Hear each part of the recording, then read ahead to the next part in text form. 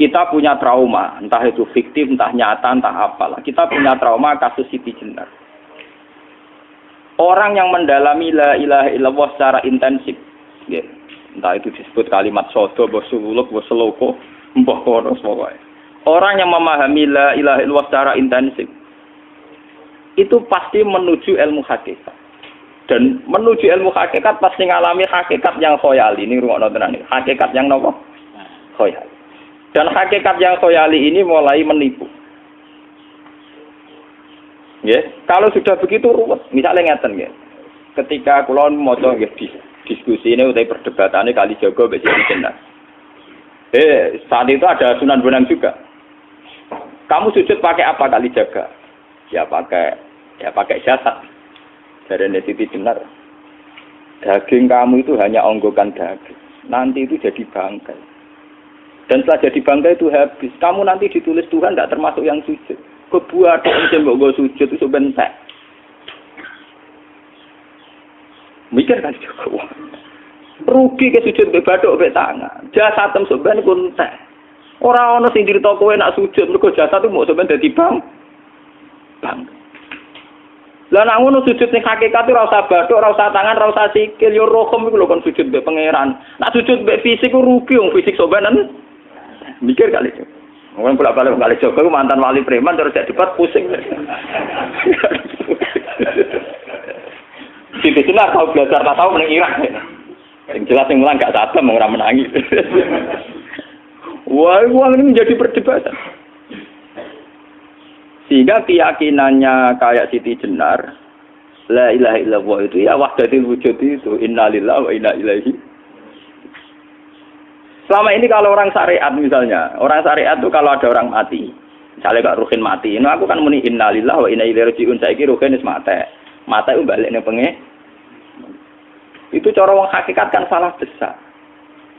Orang mati itu tidak ada, cara ilmu hakikat dan orang mati itu tidak ada. Roh ini tersiksa di alam fisik. Jadi ruh ini tersiksa di alam fisik. Karena ketemu ning jasate ruh. Tersiksa itu. Akhire ape mangane kudu kerja piring Jepang tersiksa roh. Asal roti memang tersiksa. Misalnya kiai ape mangane dadak kudu pidato 2 jam bareng tersiksa. Roh kenapa? Tersiksa. Mergo roh ora buta mangan, ora buta ngombe, tapi gara-gara melok fisik. Paham ya? Lho ini tenang. Dia warai ya bener. Lah kula boten. Sampeyan bejo lho guru waras maksudnya nggih. Artinya waras secara akademik karena ada referensi, ada marojek, nggih. Waras secara hakikat. Kula niku umpama merasake sampean wis ilmu hakikat. Artinya saya juga ngalami ilmu hakikat. Lan ketika sing aran hikam, wong ora tau mukasafah ora usah jadi ulama. Entah sekian detik ulama itu harus pernah mukasafah. Biar merasakan ilmu nopo aja. Tapi ilmu hakikat itu bisa dilogika kan sebelum sampean sampai secara musyahadah. Paling enggak bisa sampai secara logika. Manusia itu mulai Nabi Adam sampai sekarang itu kan punya roh dan roh itu tidak makhluk. Ya, roh itu tidak makhluk. Ketika roh itu diletakkan di jasad dia itu tersiksa. Karena ketika dia ke jasad fisik itu namanya mengalami keterpisahan dengan yang abadi. Dia ini ning jasad fisik tersiksa. Karena dia harus di alam yang kasat mata, alam mulki. Tersiksa. Ketika dia tersiksa, melok ruhin, akhirnya dia mangane kangelan, akhirnya lesu mangan. Padahal roh gak butuh mangan, perlu dicatat roh gak butuh. Ya ora butuh gunung kidul barang, kan ora butuh rapi. Paham kan? Ya ora butuh putus cinta, ora butuh pegatan, ora butuh macam-macam. Paham? Tapi karena dia nemplek jasad sing butuh mangan, butuh rabi, butuh wedoan macam-macam. Akhirnya roh tersiksa. Suatu saat kalau roh ini dalam bahasa manusia mati, ini dalam bahasa manusia mati. Ini hakikatnya roh itu tidak mati, dia kembali ke habitatnya. Ini disebut innalillah. Kita ini dari awal ya dengan Allah. Wa inna ilaihi juga kemudian nanti kita pasti kembali ke Allah. Dan itu diyakini betul oleh orang wahdatul wujud. Jadi kalau roh mati itu ya tidak ada mati.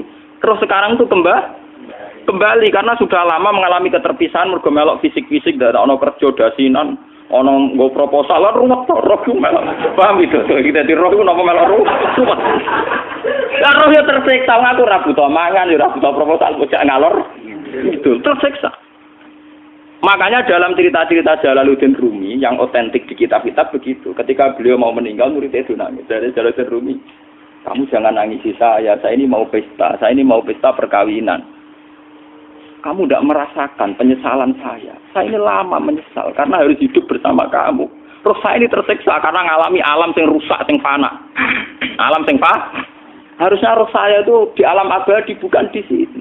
Maka jangan tangisi kematian saya. Kematian saya adalah kembalinya roh ke habitatnya.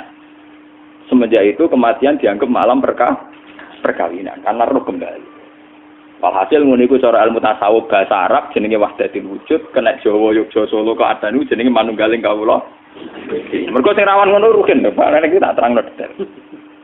Jadi bathuk mesti iki buku sujud kan. Niku sampeyan ilang. Dadi seksine ora ono cara teorine sinten Siti.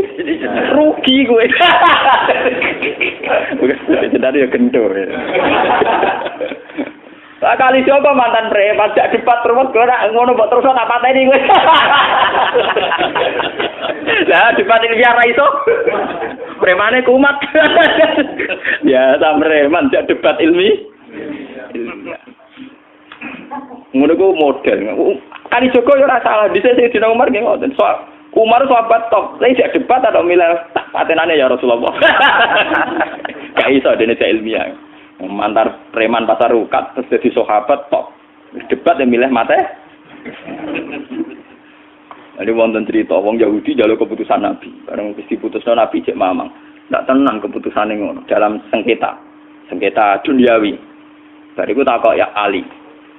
Ya Ali, aku mau sowan ning Nabi Muhammad. Dikai keputusan tapi mamang cara kowe pilih. Sampai Ali dikai keputusan persis kanjeng Nabi. Cek mamang neh takok Umar.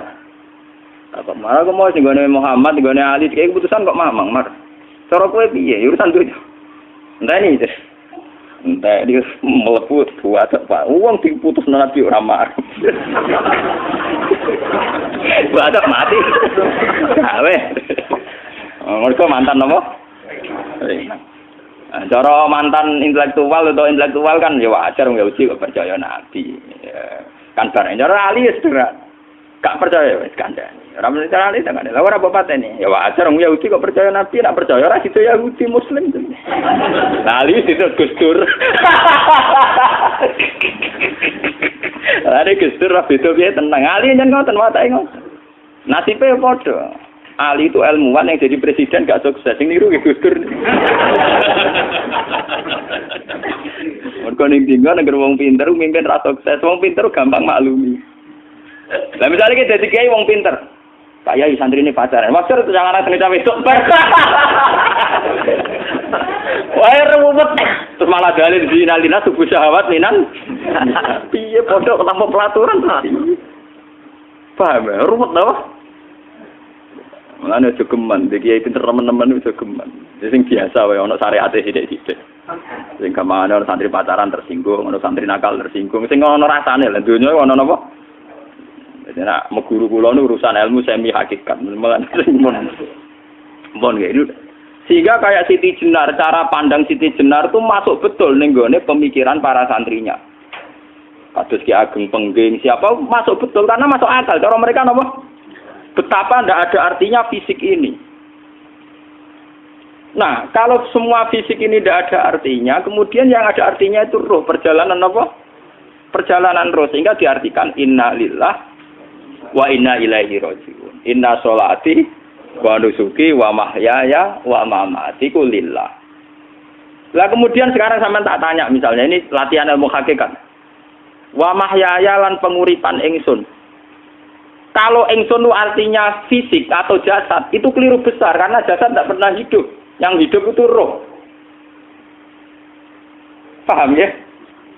Sekarang artinya wama mati itu apa? Kematian ingsun. Kalau roh itu tidak pernah mati, berarti kematian roh adalah keterpisahan dengan yang agung atau yang abadi. Dan semuanya itu lillahi rabbil alamin. Sehingga mereka mengatakan kematian itu satu pesta.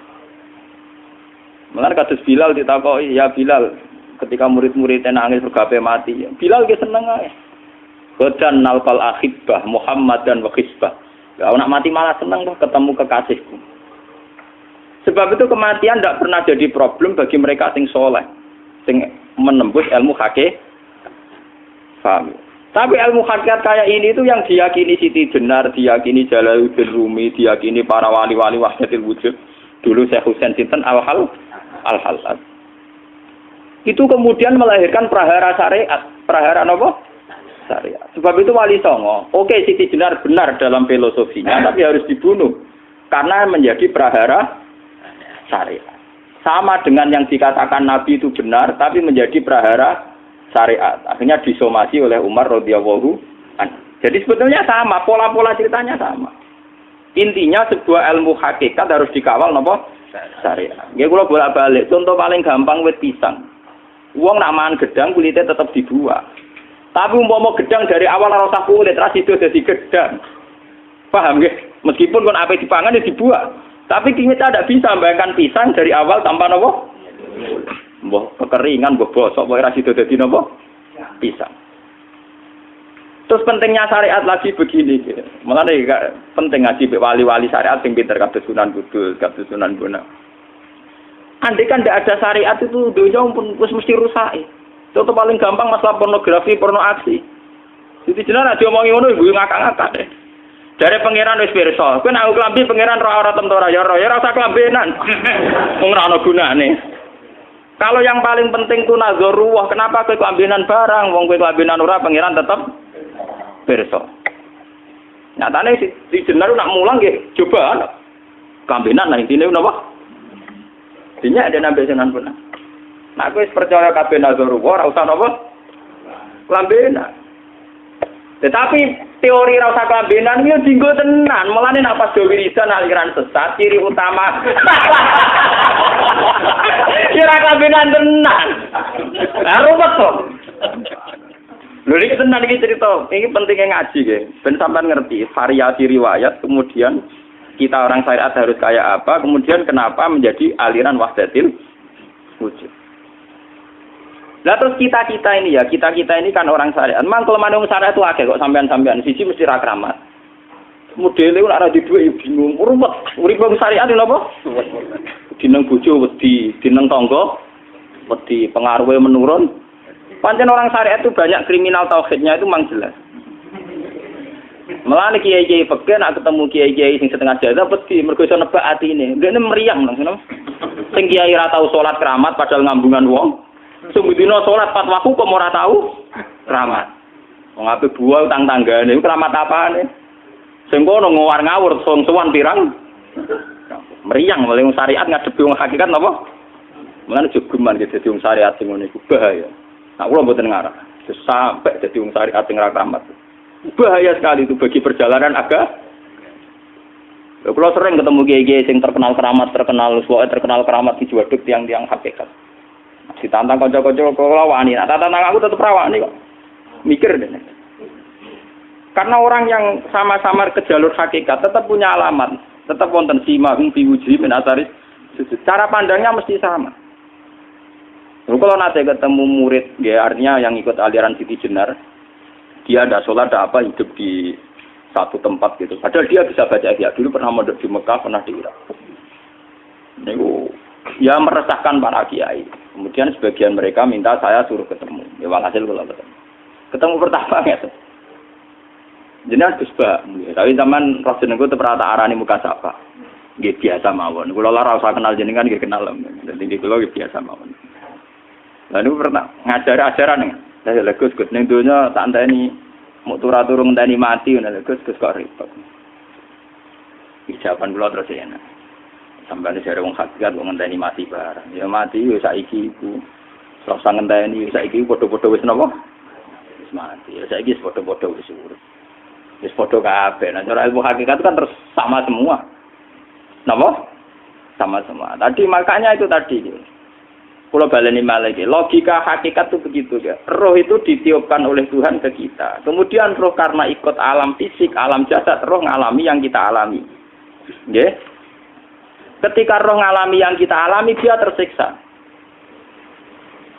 Nah, ketika roh sudah terpisah dari jasad yang mengekang, yang memenjara ini, dia senang terus kembali ke Tuhan. Ini disebut innalillahi wa inna ilaihi.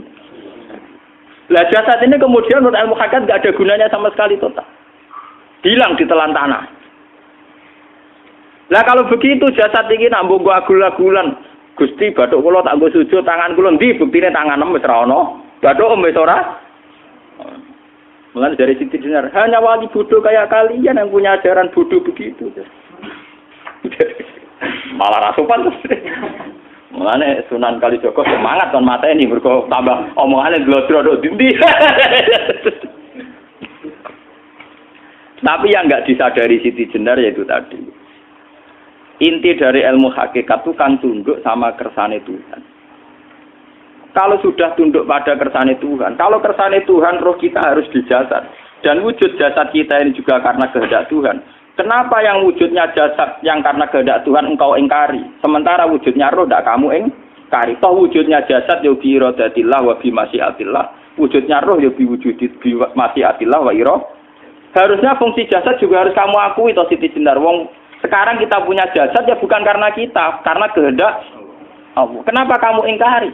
Berarti kamu mengingkari kehendak meneng Siti Jenar.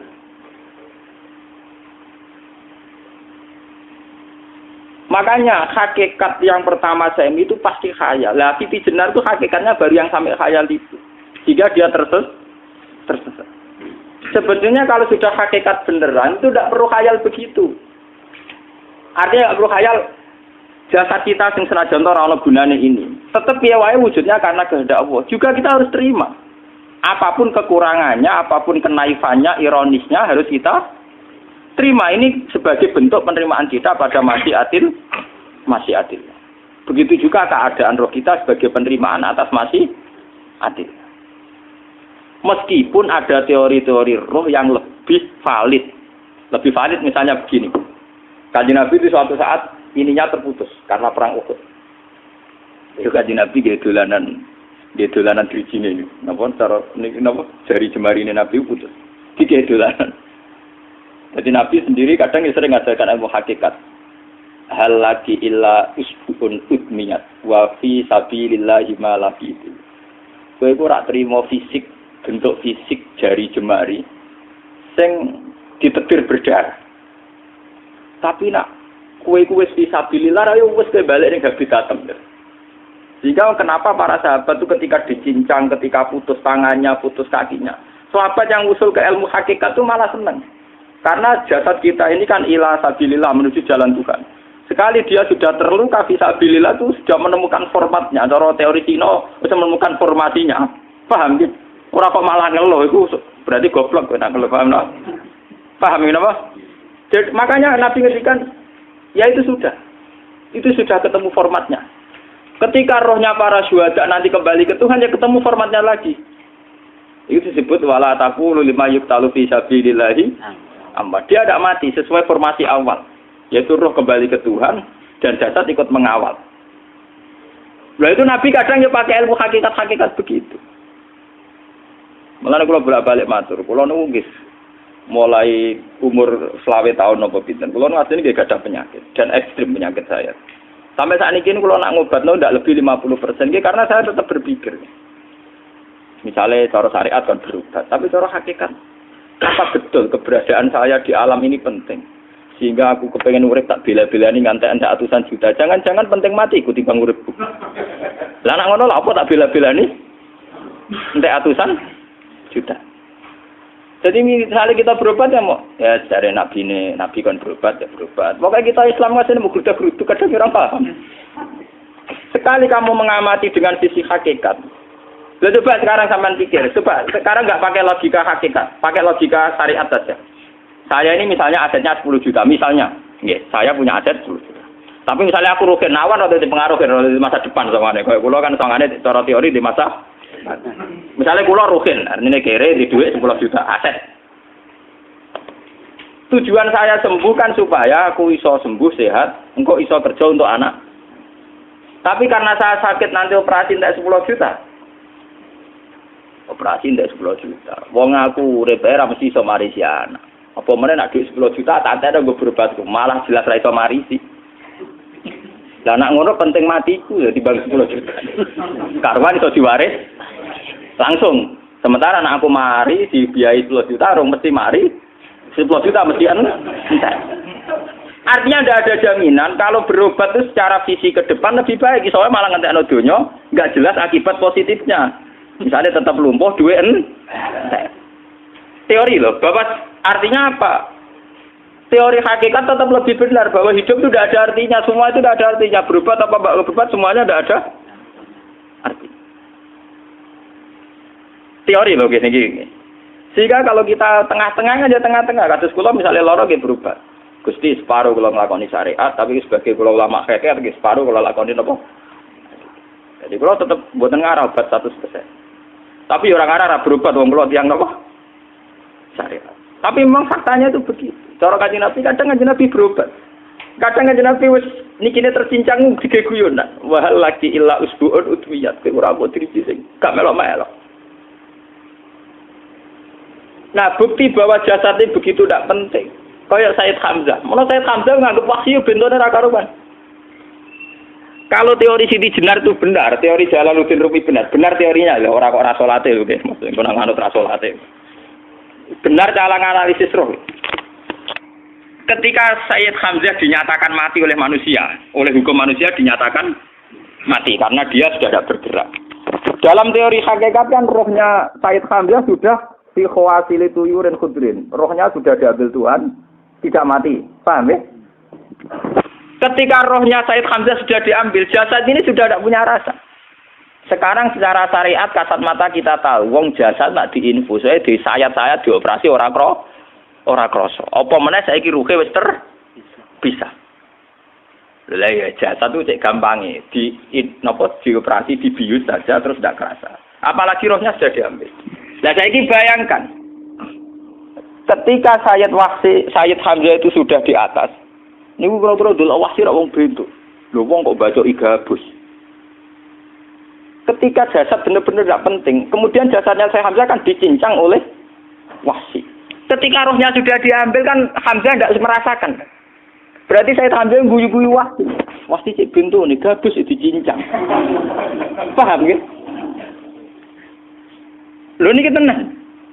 Artinya ketika pandangan manusia iba kepada Sayyid Hamzah karena dicincang, dimutilasi oleh wahsi. Wahsi tidak mengalami Pak Sinten, Sayyid Hamzah tidak mengalami apa-apa karena rohnya sudah bersama Tuhan. Dan iso wae Sayyid Hamzah malah guyu-guyu wahsi. Cek goblok gabus kok dicincang. Lah nak ngono rak mirip, makanya dalam hal ini itu dalam teori roh itu sebetulnya Siti Jenar tidak sesat dalam teori roh. Tapi jangan katakan itu penemuannya Siti Jenar. Siti Jenar itu terlambat. Sebelum itu ada Husain Al-Khallas. Sebelum itu ada Jalaluddin Rumi. Sebelum itu juga ada sahabat, ada nabi. Cuma cara aplikasinya Siti Jenar melenceng. Jadi jangan katakan kok tak kampus-kampus. Itu pendapat Siti Jenar itu malah goblok meneng. Siti Jenar itu sanut, paham? Maksud apa? Wis sanut. Nah, teori yang sama terjadi pada Yesus Kristus. Ketika Yesus misalnya secara lahir dicincang, dimutilasi, diapakan oleh orang Yahudi. Sebetulnya rohnya dia sudah bersama Tuhan, kembali ke Tuhan Bapa, nah cara Kristen. Nah cara Islam ya balik ning pangeran. Andaikan itu iya, itu ya ada masalah karena hakikatnya dia tidak dicincang, tidak dibunuh. Andaikan iya lah, tentu menurut Islam yang dibunuh Yudas atau siapa itu yang masuk piala. Tapi sama sebetulnya teorinya sama. Kalaupun iya ada masalah. Oke, kalau misalnya Nabi Isa karena ada kontroversi menyangkut dia atau Yudas. Sekarang yang Zakaria dan Yahya. Zakaria Yahya itu dicincang betul oleh orang Yahudi. Matinya dimutilasi. Tapi dia tidak apa-apa. Karena ketika beliau dicincang, rohnya sudah diambil. Ini rumah tenan kan, bener untuk kendel mati paham kan ya. Jadi maksudnya ini kalau ajari, nak mati itu tidak problem. Ini kalau urip mati loh. Nah ini bersamaan paham ya. Kaitan la ilaha illallah ini nanti semuanya sama kaitan sama apa? La ilaha illallah. Ini nanti ujungnya sama dengan la ilaha illallah. Begitu juga seterusnya. Misalnya Yahya kalian sinten? Zakaria. Ketika Tuhan ditanya, jadi tenggene alam malakut pangeran ditakok, ya Allah, Yahya dan Zakaria itu kan hamba pilihan engkau. Ketika dicincang kok jenengan biarkan. Endi Yahya Zakaria dicincang? Aku iku ora goblok jare pangeran. Sedurunge dekne dicincang jasate ruhe tak dipuk. Dadi dekne ora krasa blas. Begitu juga ning tafsir-tafsir sampean lihat wa Maryama Sayyidah Maryam yang istrinya Fir'aun. Itu kan dia iman sama Nabi Musa. Asiyah, ya. Asiyah imro'ati apa? Fir'aun. Asiyah imro'ati Fir'aun, ya. Itu kan dihukum oleh Fir'aun. Ketika mau ditumpahi apa? Batu besar. Iku Allah ketika di pangeran, ya malaikal mauti, cepat ambil rohnya sebelum dihunjami batu besar. Terus rohnya diambil. Sebab itu dalam hukum Tuhan, Tuhan itu tidak merasa bahwa Tuhan membiarkan Asiyah, membiarkan Hamzah, membiarkan Yahya, membiarkan Zakaria. Dalam hukum Tuhan, semua orang ini roh-roh terhormat. Akhirnya nak anggo teori iki sing nyincang malah goblok, wong gabus goblok cincang ngono. Dadi nak anggo teori iki malah berbalik, sing goblok sing nyincang. Paham? Yo ora kok sesuai sampean kiaskan saja. Wong dibius wae disayat-sayat gak kroso. Kaya apa nak ruhe bener-bener wis tercabut terpisah. Rasane ning ndi? Iku sing disebut wala taqulu limayuk talu fi sabilillah napa? Lah kemudian roh ini kemana? Nah, roh itu sudah menyatu dengan kalimat tauhid. Mesti roh itu bersaksi la ilaha illallah. Itu sing disebut ning alam roh ketika Allah tanya alastu bi rabbikum mesti qalu bala. Mesti mereka jawabnya apa? Bala. Karena alam roh tentu lebih mudah bersaksi akan keberhadiran dan keeksistensi Tuhan Allah Subhanahu wa taala. Paham ya niki sampean penting. Nah, ketika kalimat tauhid sudah menyatu kayak begini, itu mesti kalimat tauhid sing mesti langsung untuk swarga. Itu dimaksud Nabi mustaiqinan biha qalbu mukhlishon biha qalbu. Ati itu qalbu kan nggak bisa kamu artikan jantung atau liver kayak teori modern sekarang. Misalnya qalbun itu apa? Dari kiai qalbun itu jantung. Nak ngono beda mek liver. Lah nak liver apa kabidun niku akal-akalan aja padha ora paham. Bahasa kolbun, fikrun, aklun itu sesuatu yang misteri. Roh ini kemudian dengan kalimat tauhid sudah menyatu disebut mukhlishon biha kolbu. Ada tingkat kemurnian hubungan roh dengan kalimat tauhid. Lah kalau begitu pasti dakhalal jannah. Karena tidak mungkin kalimat tauhid kok di neraka. Lah ini ngomong masalah-masalah hakikat. Wong sing gak tahu petualangan hakikat, momene sing sering bingung bakas duit, bayar kredit, utang jatuh tempo, ora usah melok mikir, utek wis entek go mikir duit.